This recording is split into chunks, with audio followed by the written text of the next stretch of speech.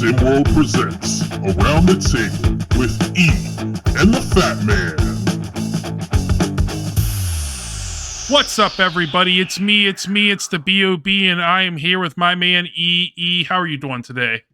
Hey, I'm having a good weekend, and I hope you are too, Bob. Enjoying a little bit of spring sunshine. Yeah, you know, I don't really enjoy the sun. I enjoy the sunshine, but I don't enjoy the heat. Fortunately, today, it's actually, I don't really understand weather anymore. Yesterday, it was like 85. Today, we had a freeze warning. Yeah, okay. Yeah, a certain part of the country will give you that for sure. Well, this is Around the Table with Ian the Fat Man. That is E, I am the Fat Man, and this is where we talk about whatever we want. And today, we're going to talk about, we're a little over a month into the season. We want to talk about who we think are going to be the last four teams to the race to one. And the last four we'll call them. There's other certain combinations of words with four that we're just going to avoid. They're owned. This is SimWorld Hoops, you know, and we're not trying to copyright infringe anybody. I know, fantastic. Even Fab is owned. The Beatles took that one a long time ago, kids. Hey, you can't do anything nowadays without risking being sued. but we want to talk about our four who we think are the most likely to end up the one at the end of the race to one this season. So let's see. So we have two conferences. We have the legendary. Geez, we have the legend and the legacy. I did. That's what I thought I was going to say. Legacy. Yes, that's called a portmanteau, like Benifer. You know, you smash it together. So we have the legend and the legacy, and I think, obviously, we're really early into the season, but the teams seem to already really be separating themselves in at least one of the conferences.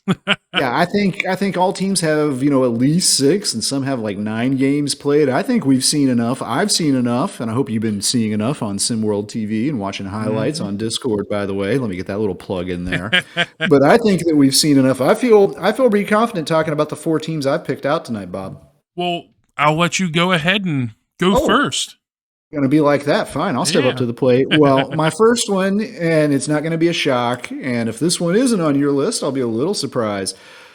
Bay Area Breakers have been as good as advertised, folks. Yeah. Maybe they've even been a little bit better. I mean, coming into this year, Royce Anderson looked like a star, and I think he might be leading that team at more than 15 points scored per game. But, certainly other players have been contributing too. Xavier Pope, another big name, and Caden Shipp, the veteran, coming back doing his part. Oh, yeah. Trey Hyman. I don't know if people realize how good Trey Hyman is. I mean, of course, he scores a little bit. He's a really good offensive rebounder. Block shots. He's second in the league in steals per game. He's ahead of Syer Matthews, and I think of Syer Matthews as like this Gary Payton, but bigger out there, just harassing dudes.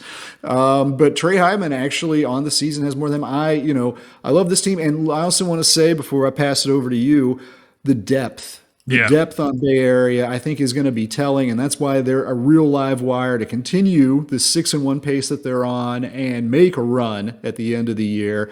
I mean, what a luxury it is for Coach Dre Pope and the Breakers to have two guys like a newcomer, Ronnie Shanahan, who is good, folks. He is one of these Texas kids this year. I don't know what they put in the water in Texas 16, 17 years ago, but it worked.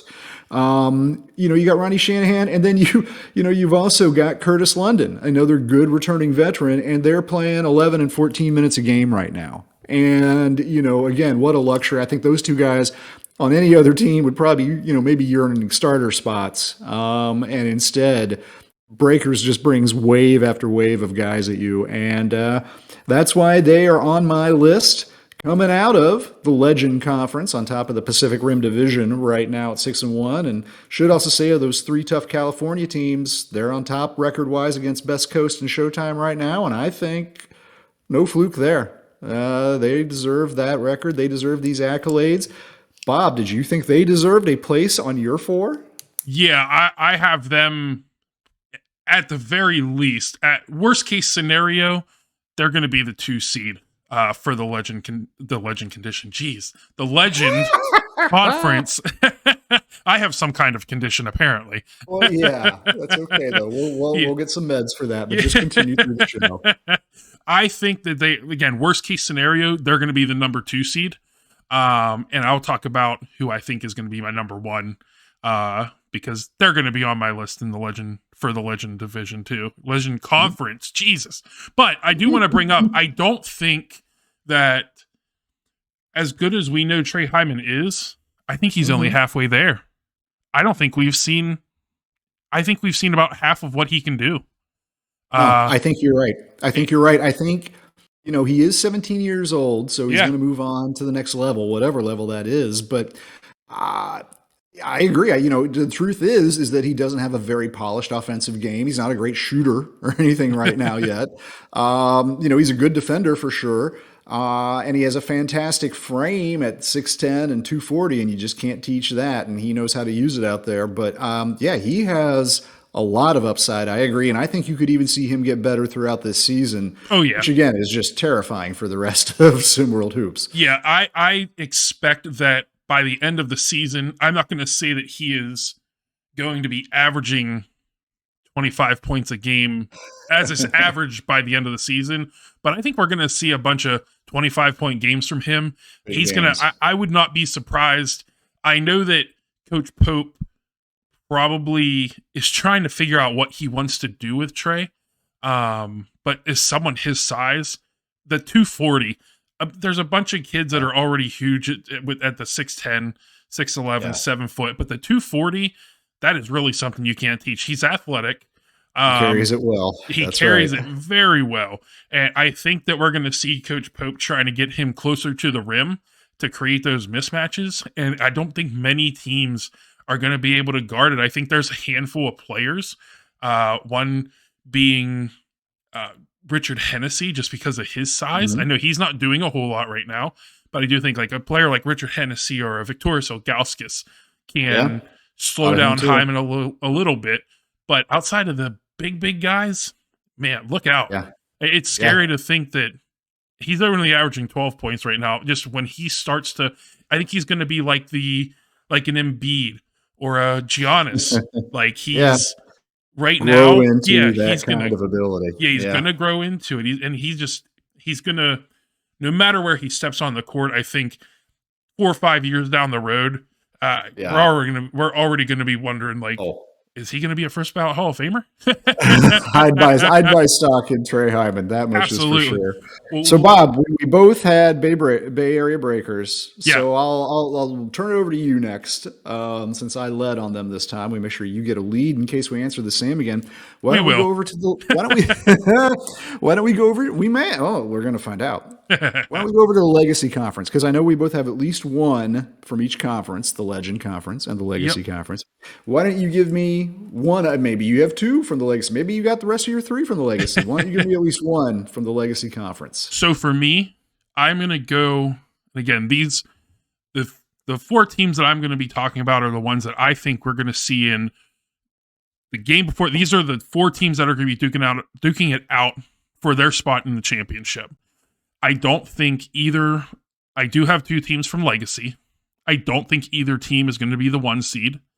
I do believe that despite them not being where they want to be, I know the team isn't happy. I know the coach isn't happy, but I expect to see Gotham 5 fighting for a spot in the championship game. Coach Bilardi is just such a great coach. Again, they're still, despite them not being happy with where they are, and him not being at the number 1 seed in the Atlantic Division or the number 1 spot in the Atlantic Division, they're still 5-2. Oh yeah, they're still 5-2. They have so much talent there, from the 1 to the 5, and even there, they haven't really. They're still trying to figure it all out because of how big the turnover was from last season. Other than Dior, I don't think anybody is left. I think another player I can't remember off the top of my head. Another player had just gotten kicked off the Dandridge. team. Yeah, Dandridge. There we go. Dandridge got kicked off the team. I know that Coach Bilardi has a lot of guards, And I know last season, obviously, he was known as the Big Whisperer. And he does. Bigs, yeah. Absolutely. And he does have some good ones. I think it's just they're still trying to figure it out because they have so much talent. He has more talent this year than he had last year, which is scary. 1 to 10, I agree. What? Absolutely. And it's just, I think that it's just a matter of time before they're off running and he is going to be going up against. Well, I'll let you give your third team. Well, okay. Well, it's just my second coming up next, but I will tell you two things. I like that pick. They didn't make my list. Gotham 5 didn't. And it's not that I don't like Gotham 5. There's a ton of pieces here I like. You didn't talk about Aaron Lovejoy, and I'm a big Aaron Lovejoy fan. He really efficient, really smart down there in the post. I mean, I think his most impressive stat is that he's averaging 2.3 assists per game so far. That's pretty good from your 6'11", 200-pound big man down there. I think most people know that I'm a Sire Matthews and Major Williams fan. And Mackenzie Mbako has been a little bit of a saga to begin this season, but obviously, a great piece that any team in SimWorld Hoops would consider a luxury to have, welcome on any squad, I think, including G5. He's not going anywhere. But they are not included in my top 4. We already have a little bit of a disagreement. Now, coming out of the Legacy Conference, there is somebody who I do like. Record-wise, same 5 and 2 that you got with G5. Rocky Mountain Monsters. I really like what the Monsters have put together.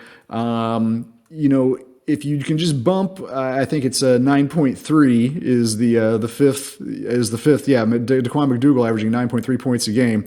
Just get him a little bit of a scoring bump, and you've got 5 players on this team in double digits scoring wise. Not to mention people like Boobie Walker and Zane Davis. And Zane Davis, we saw him go off from 3. Hit about 6 or 7 of them, I think, on SimWorld TV the other night. He looks like a weapon. They're just really good, really deep. You heard me talk about depth with Bay Area. That may be a recurring theme as we go through some of Eric's picks here. I mean, again, they can throw, substantially a second unit out there. They have 2 kids that average, a little bit under 6 minutes a game, and everybody else is somewhere between 13 and 23. And, it's just kind of, again, a wave of different guys. There's no, Maury Washington, 6'9", 250. And Daquan McDougal's really good, 6'9", 200-pounder, but it's not like, they have one of those Ilgauskas, Hennessy, kind of Trey Hyman kind of beast down there. But man, they just, they're good shooting team, good on offense, and they play solid enough defense to win. They've shown they can win some tough games, some close games. I just like how Rocky Mountain is put together, and I think they're going to be better even at the end of the season than they are now, and I expect Rocky to be in the mix when we get down to the end of the race to 1 this year. I'm not going to argue with them being in someone's top 4. I do have some concerns regarding them defensively. They're giving up too high percentages for me to feel confident in them as we move forward into the season, especially heading into the race to 1 in a few months. They are scoring the second most points per game in SimWorld Hoops. Like you said, 5 players averaging double. We have McDougal, who's just barely not averaging double. So they almost have 6 players averaging double-digit points. But I just think that they're letting the other teams, their percentages, the other team's percentages against them are just a little too high for my liking. And with Gotham 5, just to jump back, I just think from top to bottom, talent-wise, if you put G5 up against Rocky Mountain, I don't think Rocky Mountain can hang. The Williams cousins, the Matthews cousins, I'm not going to argue it. I hear you and I get it. I just feel like Coach Josh Robinson there with Rocky Mountain, what he's put together. I think he goes into a hypothetical game with G5 and tries to run him out of the building. Yeah, tries to win a scoring race. And I think Rocky has the horses to do that with the best teams, the California and the Texas teams that are highly touted too. I'm on a Rocky Mountain high like John Denver right now, Big Bob. Well, let's see. So I do not have Rocky Mountain No. in my 4. I said 2, and we've had one agreement point so far, so we got 2 more to go. I think you should give me your next one, Bob. You can pick your conference where you want it to come from. So I'll stick in the legacy to round out that little, what are we going to call it? The legacy conference finals. Okay. There we go. So I think that we're going to see G5 taking on the Originators. I think that we're still kind of like Coach Bilardi. Coach Dodge is still trying to figure out some pieces on her team, but the improvement that we have seen from Ilgauskas from day 1 to now, he's just getting better. He's a defensive monster down low. Tyrone Snyder, he is a monster down low as well. I think they might have the best defensively. They might have the 2 best bigs in. They might have the best big combo in SimWorld hoops. And then didn't mention DJ Wagner. Didn't mention DJ Wagner. Didn't mention Kadarius Loftus, who was stolen. He wasn't stolen from G5. He was. Oh my lord! So there's a lot of stories that we can have told in SimWorld. That's right. But I do think I think the Originators they'll be a top 4 seed in the Legacy Conference. I'm not going to say that they're going to be 1 or 2, but I do think that at the end of the day, it's going to be between the Originators and Gotham 5. Why? I can't think of the words. They're going to be the ones representing the Legacy Conference. There you go. In the final game of the season. Okay. Interesting. Look, I thought about the Originators. You can't ignore the record, 6-1, and you can't ignore DJ Wagner. DJ Wagner could be one of these players, particularly too in a tournament kind of event, where he just goes on, one of those I'm taking over runs. I'm single-handedly going to win this thing now, and I won't be too surprised if he does it. But I just don't think the Originators, quite as a team, have the parts, really to kind of get there. I think statistically he's been fine, but I'm not really sold on Jared Quinney yet. As kind of being the third wheel in this offense behind Loftus and Wagner, and I think they need that to be that because Ilgauskas really do like what he does in the paint, but he's never going to be an offensive focus this year for this team. He's only 16 years old. Let's remember that, Victoris Ilgauskas. And behind that, you're talking about some guys like Maverick Jackson Jones, SimWorld veteran, but struggling below 40% from the field, almost below 20% from 3-point range. I just don't like the whole set of it enough. I actually think, the counterpoint to that, DJ could just go on a 5 or 6 game. I'm just winning these ball games by myself, Taylor, is that, the Originators I could also see stumbling, just not having it one night, and Eric Nelson and Maverick Jackson Jones have a bad night, and maybe Kadarius Loftus can't shoot the ball for whatever reason, goes 4 for 12, and suddenly, I think the Originators can get beat by a lot of teams, not even just the top teams. So that's why I did not put them in my own future 4. Well, let's see who your third team is. Well, yes, I have a third team, and I'm not going back to the Legacy Conference. I'm going to the Legend Conference because I have no more Legacy Conference picks. I think that the Legend is the stronger conference this year, and the first of the remaining 2 teams from the Legend I will mention, I think there's a shot this one's going to be on your list too. I guess we're about to find out. Lone Star Basketball Club. I am a huge Lone Star fan, and I wasn't just a couple weeks ago. I didn't have anything against them, but I do consider myself a fan. And oh boy, they have made me a fan. They're undefeated, and you got to like that. But I like how they're winning. First of all, Nene Gibson and the emergent Jace Miguez, actually leading scorer on this team, 18.3 a game. They have been like a 1-2 punch. And then Derek Long, another guy who's never going to be a big offensive weapon, but he has turned into one of the best rebounding and defensive presences in this league. SimWorld veteran coming back as a 17-year-old, 6'10", 220, and he's the real deal. I really think a lot of their success has been anchored in a literal and metaphorical way by what Derek Long's been doing in the middle.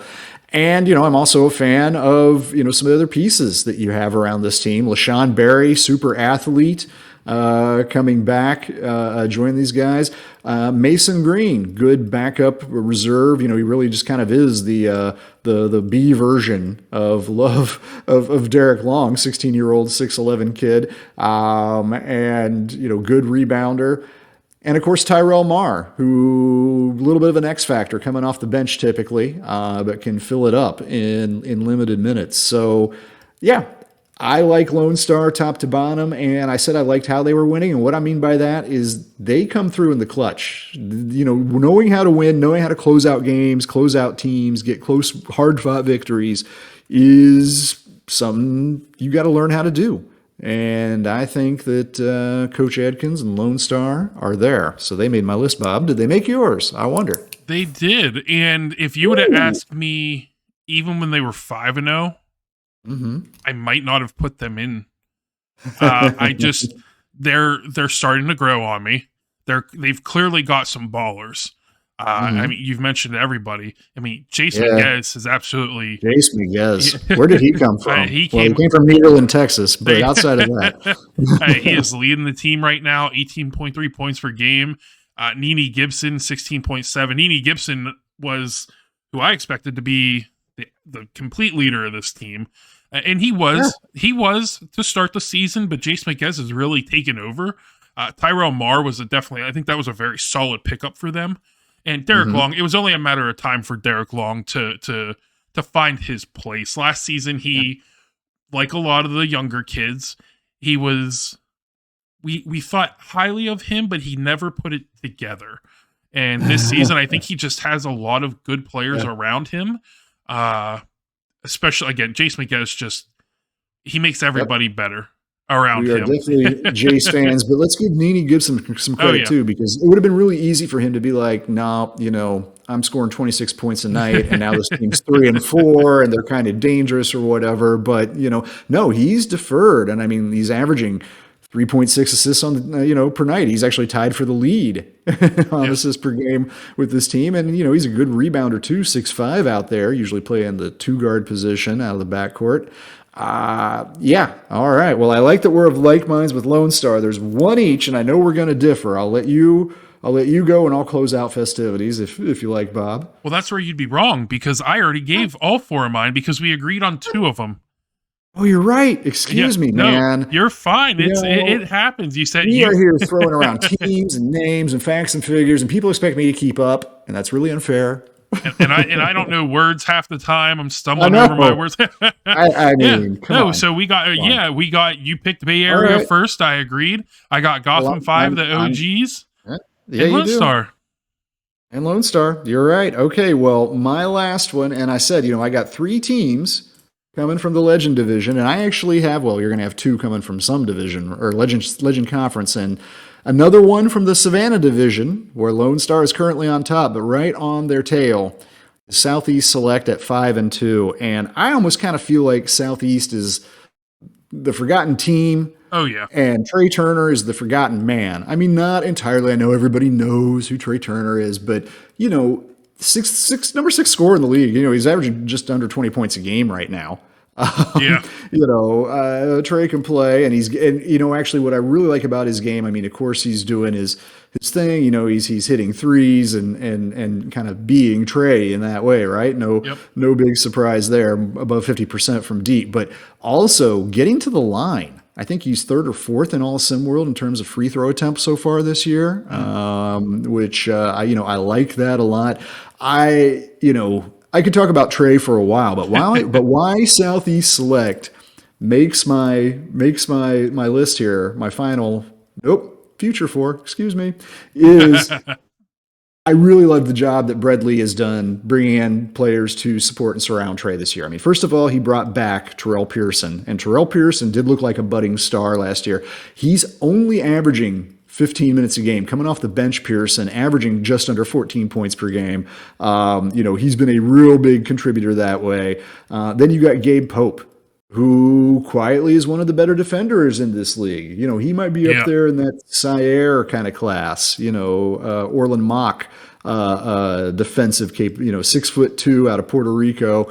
Offensively has struggled this year, but they've been good, and he's been valuable just because of what he contributes on defense. And I think once he figures that part out a little bit more, that's only going to make them better. But what I wanted to talk about is actually the three-headed 6'10" monster that Brett Lee has assembled, headed by Kadarius Stack Jr., averaging more than 8 rebounds a game, more than 2 blocks a game. But then you got Keandre Baldridge, the more heralded recruit, coming in, averaging 8 points and about 5 boards, and Manasseh Warnick, who I don't think a lot of people were big on, but he's coming in and he's averaging 5 points a game. Yeah. I'm sorry, 5 rebounds a game. Yep. More impressive than 5 points, actually, coming in and getting 5 boards, playing 15 minutes.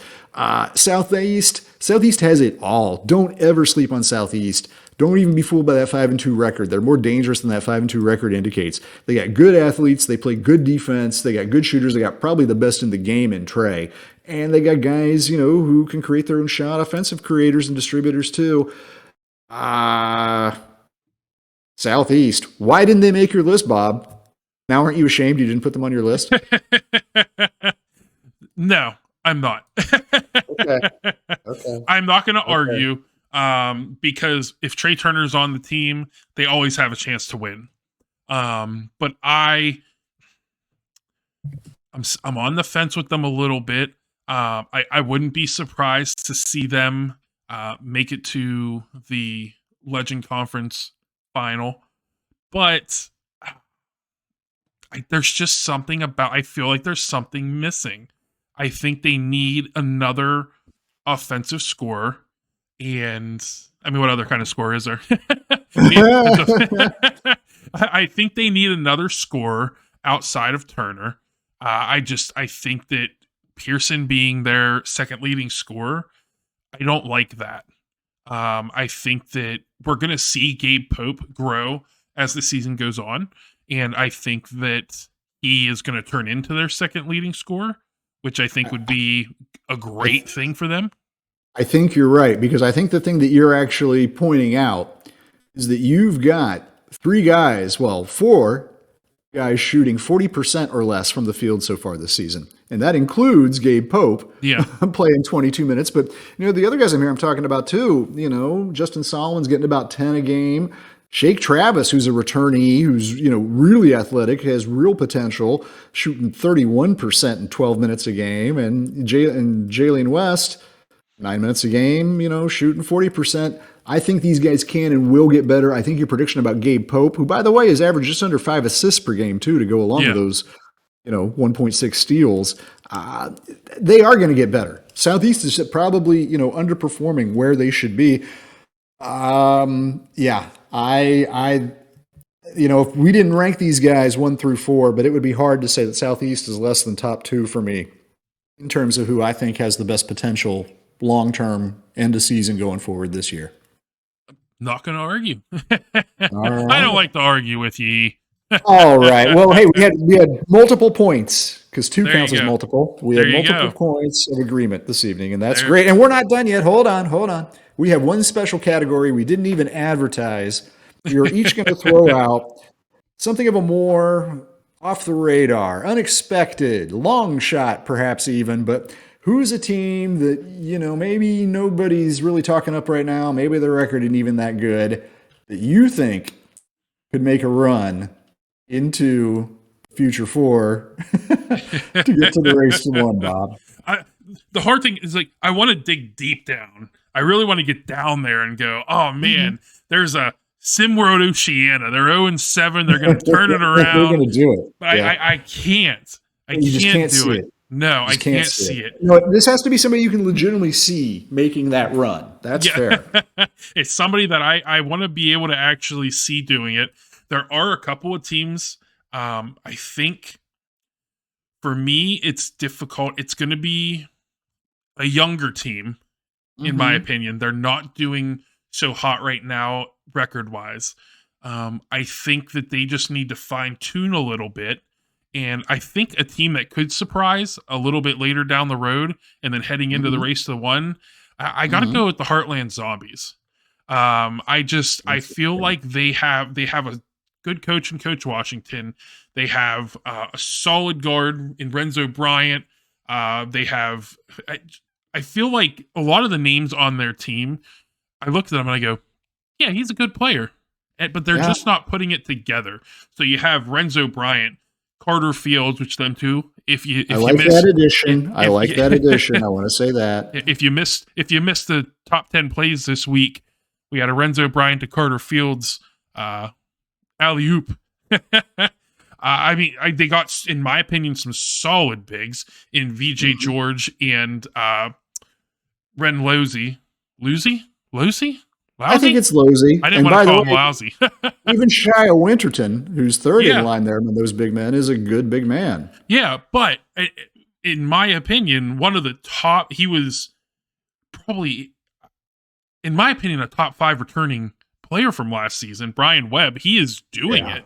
I love Brian Webb. Yeah, you have all these, again, if I say their name, I'm like, that's a good player. But for some reason, the record just does not show that they're a good team.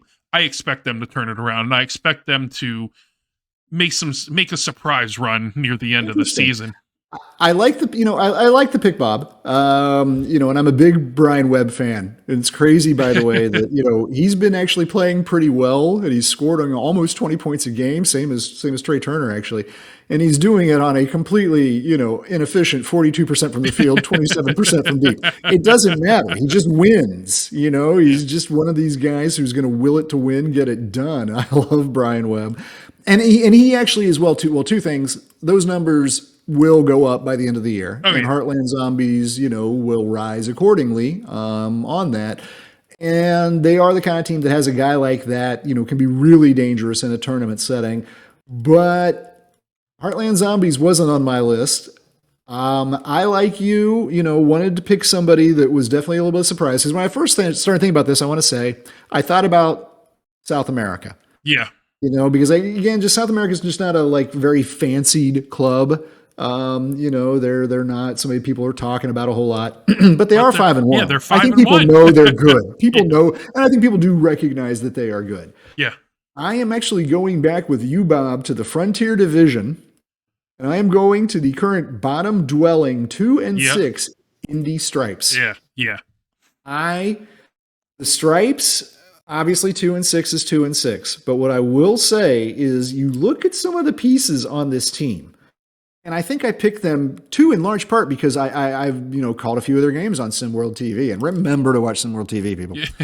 But when I've seen the Stripes on SWTV, I came away really impressed the other night with Barkley James.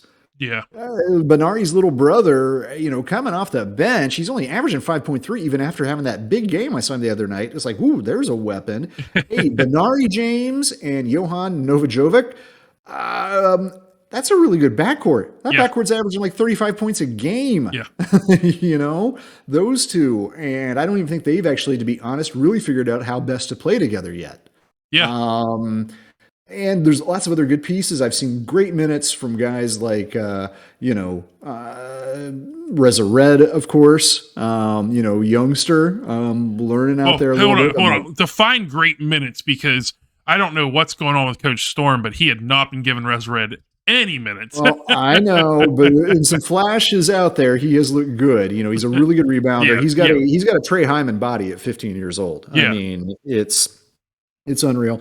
Jay Luce, Jay Luce has been really good for these guys. Long range threat, actually leading the team in 3-pointers made. Sean Chapman Daly. Again, there's other guys, other pieces on this team I like. Towns Romanowski had a night for himself on SimWorld TV the other night, and you look at him on paper, 4.5 points per game, 5 rebounds. These guys could all be a lot better. This team could really gel. This team should be better. I legitimately, what did I say a few minutes ago? I legitimately could see the 2 and 6 Indy Stripes pulling themselves together and being one of the teams in contention when we only have 4 left in the race to 1 at the end of the year. Yeah, and I will agree if Coach can figure out what he's doing with Res Red. If Storm can figure that out, I think that they have a top 5 backcourt.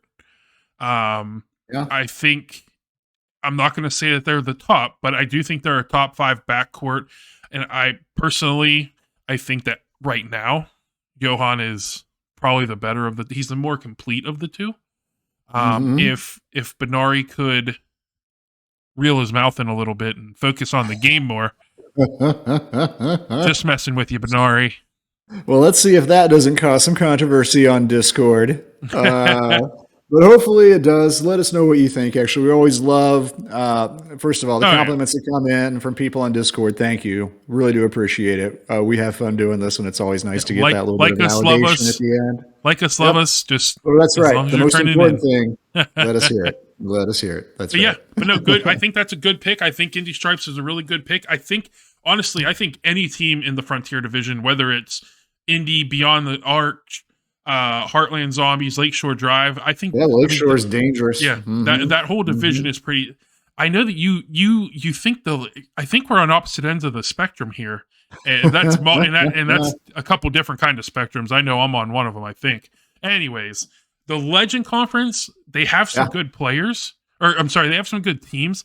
I think the Legacy Conference is more loaded, and I know I know we differ on that, but I just think, like, if I look at the Legacy Conference, there's only 2 teams that I'm just like, what?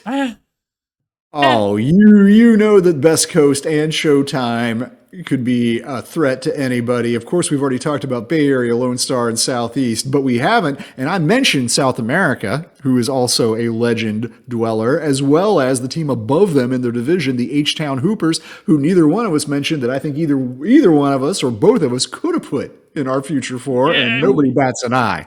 we could have, but I think they have one of the more dominant players in the country in Payne. I don't know. There's something about, I'm still, and it's like Lone Star, like I'm still in my brain, like I know they're undefeated, but I'm still like, are they real? H-Town, that's where I'm at with them. Like, they're a good team. I expect them to be in the top 3 at the end of the season in the Legend Conference. But I got 7 teams. I got 7 teams in the Legend that I could see winning the race to 1 at the end of this thing. And I look at the Legacy, and all I got is Beasts, Rocky Mountain, Gotham 5, and Originators 4. Now, everybody in Frontier, like Lakeshore and Heartland and Indy, we all talked about, even Beyond the Arch, all dangerous. But I think those are the, if we're talking real contenders right now, I think there's 11 of them out of these 32 teams, and 7 of them are in the Legend Conference. Whatever you have in your cup, I guess you got it from Rick. I don't. No, that is the place to get good cup supplies. I'm here to tell you. There's a ton of great teams this season, and I just expect it to continue to get better. Except for Oceania. We agree on that. Except for Oceania, Africa, and the North. Everybody else I can see, but and Europe. Let's not forget about. Man, that's a conversation for another. What is going on with Europe, man? 2 years in a row. Second straight year. Europe is disappointed. But hey, it is early. It is early. There's plenty of hoops left. Absolutely. Well, E, I appreciate you hopping on. Is there any final words for the people? I hope you all have a very good Easter break, and we will see you back on SimWorld TV on Monday. Later, folks.